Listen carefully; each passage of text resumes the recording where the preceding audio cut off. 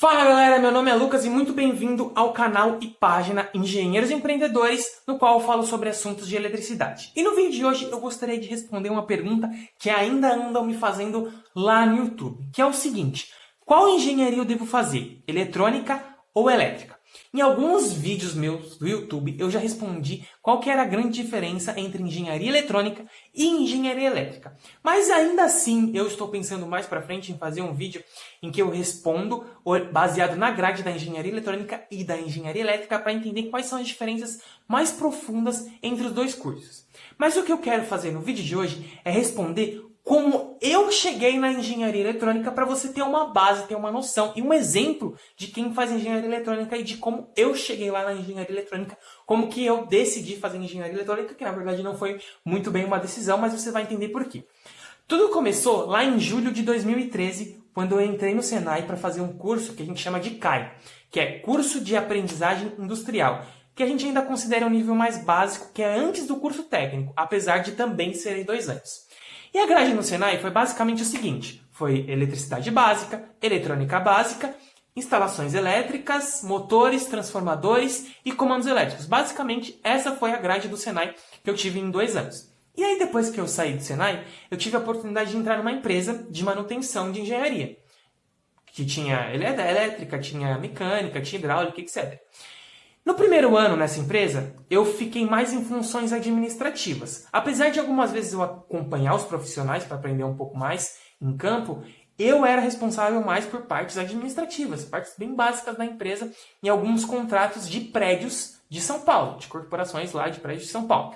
Enfim, e depois desse tempo, eu, propriamente dito, fui para campo. Precisava completar 18 anos para poder, por algum motivo lá, não lembro porquê, ir para campo e mexer de fato com eletricidade. E aí, depois desse tempo, eu fui para campo. Só que enquanto eu já estava nessa empresa, né, no mesmo tempo ali, basicamente, eu também fazia um curso técnico em mecatrônica, mas na ETEC. E aí eu fiquei no paralelo dos dois, trabalhando e fazendo esse curso técnico. E aí o que acontece? Na empresa, quando eu entrei, propriamente dito, para trabalhar no campo, eu senti uma dificuldade que era o seguinte: desde que eu comecei lá no Senai, lá nas primeiras aulas, apesar de eu gostar e de estar adquirindo conhecimento, e de na época que eu estava trabalhando já ter um bom conhecimento, eu sempre senti que eu não tinha muito habilidade prática. Eu sabia o que eu estava fazendo, mas eu não tinha facilidade em fazer as coisas na prática. E isso me atrapalhou um pouco, principalmente porque na área da eletricidade, para quem é eletricista e tem conhecimento sobre segurança e conhecimento técnico também, conhecimento teórico, de você aprender, saber realmente o que você está fazendo ali, existe um grande problema que é o seguinte: a profissão de eletricista, ela não é tão valorizada. Por quê? Os trabalhos, eu considero que a maioria deles são trabalhos simples de atender pessoas no cotidiano. Por exemplo, quando eu trabalhava, o meu maior trabalho disparado, se eu fosse considerar, se eu fosse fazer um ranking, era simplesmente trocar lâmpada, arrumar lâmpada, colocar reator. Era basicamente isso, o maior trabalho que você tinha todos os dias. Todos os dias você estava lá trocando lâmpada, estava colocando um reator novo, estava fazendo coisas muito mais simples do que você possa imaginar. E aí, um grande problema é que é o seguinte: apesar do conhecimento sobre aquilo ser complexo, o trabalho muitas vezes, na visão das pessoas, é muito simples. E aí, eles acham que você pode fazer de qualquer maneira. Mas só que para você que é eletricista, para você que trabalha na área, sabe que tem que existir um nível de segurança muito grande, porque você trabalha com uma das profissões mais perigosas do mundo. E aí veio uma outra dificuldade, que além da dificuldade de ter a habilidade de manusear as coisas, é a dificuldade de você ter uma escada propriamente dita para subir em alguns lugares. Então, muita gente acha que você pode fazer o trabalho de qualquer jeito, pode usar qualquer ferramenta. E aí foi uma das outras dificuldades que eu enfrentei ali. Apesar de tudo que eu fazia ali para aprender, eu gostava, eu sentia essa dificuldade quando eu trabalhava como eletricista, na parte de eletrotécnica. Agora, quando eu estava lá no curso técnico, quando eu estava mexendo com as partes mais eletrônicas, era uma coisa mais simples, porque você não corria risco de segurança, você não precisava subir na escada, você não mexia com coisas que tinham uma potência maior, que tinham tensão maior. Então o risco era bem menor. E aí eu fui fazendo esse paralelo e fui pensando bastante nisso. E aí o que aconteceu? Eu prestei vestibular, né? Depois que eu terminei o curso técnico, prestei vestibular, tal, para ir para a faculdade. E o que eu queria fazer, depois que eu fiz o curso técnico, que é até mais ligado com o meu curso técnico em mecatrônica, era a engenharia de controle e automação. Só que na época que eu fiz o vestibular, eu não fui muito bem no vestibular e aí eu não tive como escolher a faculdade, não tive como escolher o curso.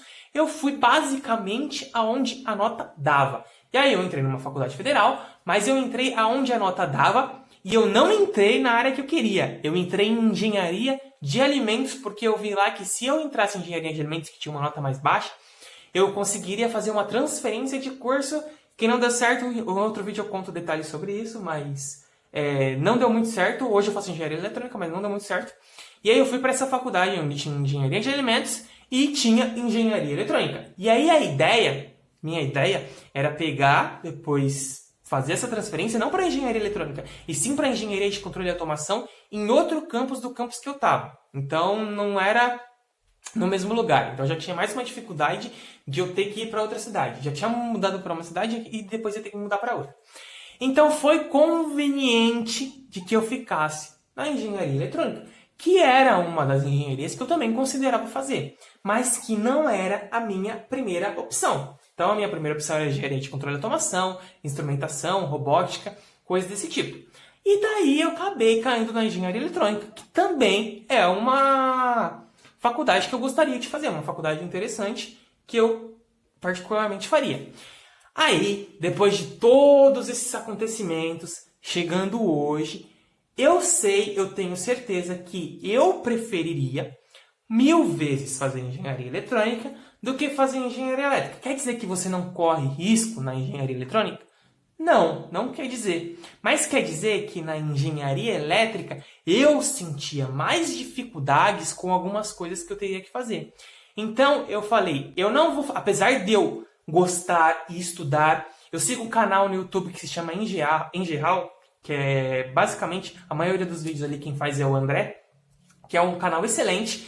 Ele faz tudo na norma, faz tudo corretamente, tem um conhecimento muito grande, ele sabe explicar muito bem, então eu sigo eles, então sempre estou estudando sobre essa parte de eletrotécnica, porque é uma parte que eu gosto muito. Eu prefiro, hoje, evitar trabalhar nessa área, porque eu senti dificuldade. Na engenharia eletrônica, eu sinto dificuldade em algumas coisas? Sinto, mas eu não tenho essa parte relacionada à segurança, eu não tenho muita dificuldade de estar ali fazendo um trabalho. Eu não tenho habilidade também, mas eu não tenho essa parte de dificuldade que eu tinha na engenharia elétrica, que era subir em escada e estar fazendo trabalhos mais pesados. Então, essa é a minha história com relação a como eu cheguei na engenharia eletrônica. Então, você tem meu exemplo como base. Eu tive dificuldade na prática, tanto na eletrônica quanto na elétrica, mas na elétrica eu também tive a dificuldade da parte de segurança que eu tenho até hoje. Então é complicado, as pessoas não entendem que você precisa de segurança, você precisa fazer as coisas corretamente, que não é simplesmente chegar lá e trocar uma lâmpada, trocar um resistor de um chuveiro, por exemplo.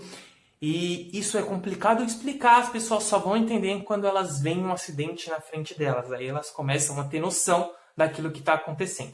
Então, pessoal, esse é o vídeo de hoje. Se você gostou, se foi útil para você as informações que eu trouxe aqui, curte, compartilha com seus amigos e não deixa de deixar seu comentário aqui se você ainda tem alguma dúvida sobre isso. E um vídeo mais para frente eu faço a comparação entre a grade de um curso de engenharia eletrônica e a grade de um curso de engenharia elétrica para a gente aí fazer as comparações mais profundas entre os dois cursos. Abraço e até o nosso próximo vídeo.